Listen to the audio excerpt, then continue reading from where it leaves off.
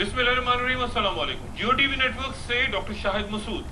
किसी भी जमहूरी माशरे में एक इंतहाई मजबूत और तवाना हिज़्ब इख्तिलाफ एक मुतबादिल नजरी और आम कौमी और रियासती अमूर पर एक भरपूर हिकमत अमली के साथ हुक्मरानों को उनके मंशूब अमल दरामद का पाबंद रखती है। गोया किसी भी रियासत में मामलात के बिगड़ने की तमाम तर जिम्मेदारी सिर्फ हुकूमत वक्त पर ही नहीं बल्कि उन मुतबादिल कुव्वतों पर भी होती है जो अगर आम तरीन सियासी और आईनी तनाज़ात और बड़े कौमी बहरानों के दौरान मुफाहमत के नाम पे खामोशी इख्तियार कर लें तो वो भी कारोबार रियासत में बराबर के हिस्सेदार शुमार होते हैं। और ये बात भी अहम कि वो अवाम जो अपने कायदीन में एक मजबूत शख्सियत जो नाजुक मराहल पे फैसला करने की सलाहियत रखती है उनका अक्स देखा करते हैं, और ऐसा ना होने की सूरत उन्हें भी सफेद दुश्मना में शुमार करते देर नहीं लगाते। और इस मरहले पे यही संगीन मामला मुस्लिम लीग नवाज के कायद मियां मोहम्मद नवाज शरीफ और उनकी जमात को दरपेश है,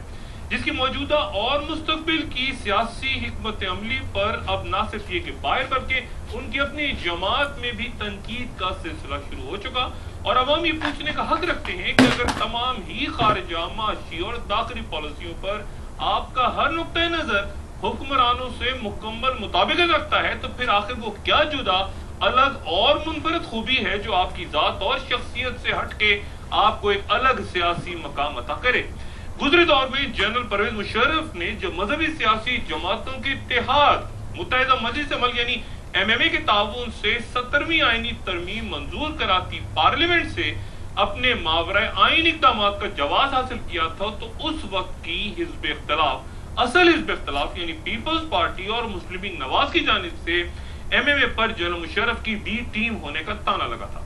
और उस वक्त MMA के पास अपने दिफा में जो दलाइल थे उन्हें याद कीजिए तो अहद हाजिर की हिज़्ब इख्तिलाफ में बड़ी हद तक उन्हीं का रंग तलाश किया जा सकता है। मसलन तब MMA फरमाती रही कि हम क्या करें, अगर मुशर्रफ वर्दी उतारने का सरेआम वादा करके मुकर गया है तो उसने ना सिर्फ हमसे अलहदगी में बल्कि कौम से अपने खिताब में ये वादा किया था कि वो तारीख मुकर्ररा पे फौज की सरबराही से दस्तबरदार हो जाएगा। अब वो अगर मुनर्रिफ हो गया है तो हम क्या करें, हमने तो उस पर एतबार करके ही उसका मुकम्मल साथ देने का मुआहदा किया था। आज मुस्लिम लीग नवाज का 17वीं तरमीम मिसाक जमहूरियत के हवाले से मौक़िफ़ किस हद तक मुख्तलिफ के वो भी इसी बुनियाद पर अरसा दराज से सराप एहतजाज है कि ज़रदारी साहब ने उनसे अलहदगी में नहीं बल्कि कौम के सामने जिस मिसाक जमहूरियत और 17वीं तरमीम के खात्मे का वादा किया था, अब अगर वो उसे पूरा नहीं करते तो हम क्या करें।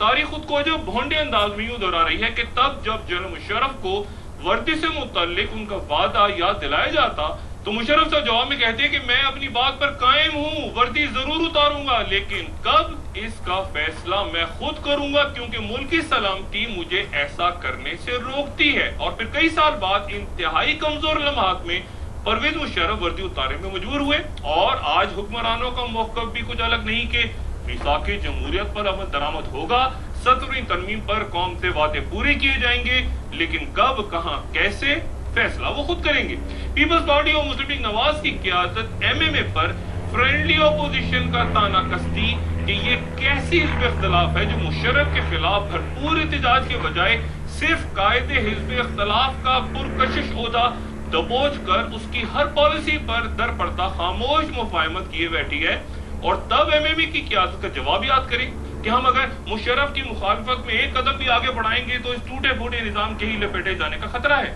और MMA के इस रवैये को मुस्तरद करती पीपल्स पार्टी और मुस्लिम लीग नवाज उस पर ये इल्जाम आयद करती कि ये कैसी ओपोजिशन है जो एक सूबे में याद कीजिए कि ये एक सूबे में अपनी हुकूमत बचाने के लिए मुशर्रफ के खिलाफ लबकुशाई से डरते हैं। इसे कदर असर के 2002 के इलेक्शंस में MMA को ईवानों तक पहुंचने में तब के ISI के सियासी सेल के निगरान एहतशाम ज़मीर साहब का क्या किरदार था, ये तय है कि ये मजहबी सियासी इत्तेहाद अपने नजरियात या फिक्र सोच से कहीं ज्यादा तब 11 सितंबर के बाद अफगान सरजमीन पर होती अमरीकी जाहिलियत के बाद हमारे यहाँ अरूज को छूते अमरीका मुखालिफ जज्बात से बड़ी हद तक सियासी फायदा उठाने में कामयाब रहा था। और मुल्क की सियासी तारीख में पहली बार उसे इस बड़ी हद तक ईवानों तक पहुंचने का मौका मिला। लेकिन नुकता वही कि या तो आप ईवानों में बैठकर वसी तर कौमी मफाद में इक़्तिदार या हिज़्ब इख्तिलाफ के मजे लूट ले, या फिर न सिर्फ ये कि सड़कों गलियों मोहल्लों बाजारों चौराहों पर अपने लिए जन्म लेते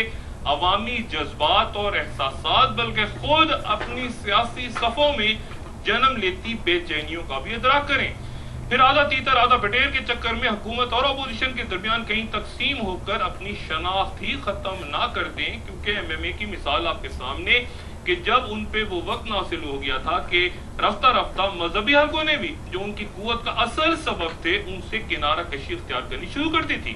اور پھر بدقسمتی سے ان انتہا پسند عناصر نے قوت پکڑنی شروع کر دی تھی جو اس مذہبی سیاسی اتحاد کے چند رہنماؤں کو بھی اپنے دشمنوں کی فہرست میں اس طرح شامل کرنے لگے تھے کہ لال مسجد پر عسکری کارروائی سے پہلے وہاں مذاکرات میں قائد حزب اختلاف مولانا فضل الرحمان سے کہیں زیادہ اہم حکومتی شخصیات بشمول چودھری شجاعت حسین قابل قبول قرار پائے تھے. مشرف دور کے آخری حصے میں گفتگو کی کیفیت کا شکار اس اتحاد کے رہنما ایک دوسرے پر الزامات عائد کرتے جدا ہو گئے. جماعت اسلامی فروری 2008 کے الیکشنز کا بائیکاٹ کر گئی اور جنہوں نے حصہ لیا عوام نے اپنی عدالتوں میں ان کی اکثریت کو مسترد کر دیا.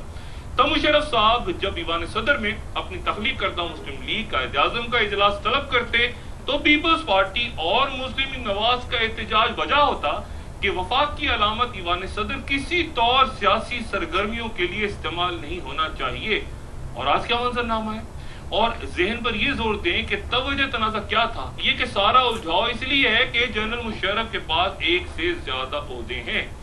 زرداری صاحب کو تو اقتدار تک پہنچاتی قوتوں پر کسی کو شک و شبہ نہیں, لیکن وہ میاں نواز شریف جو امریکی صدر بل کلنٹن کی 5 ٹیلی فون کالز نظر انداز کر کے ایٹمی دھماکوں پر سمجھوتا کرنے پر راضی نہیں ہوئے تھے,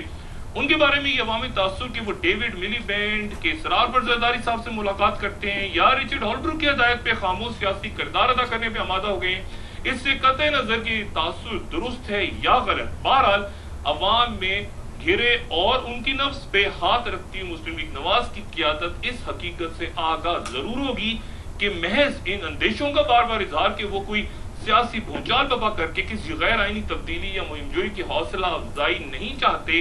اب محض ایک خود فریبی شمار ہو رہا ہے. اور اگر موجودہ نظام گزری آمریت کا تسلسل ہے تو پھر مسلم لیگ نواز کیا اس کا حصہ ہے یا اس میں تبدیلی چاہتی ہے, اور کس طرح؟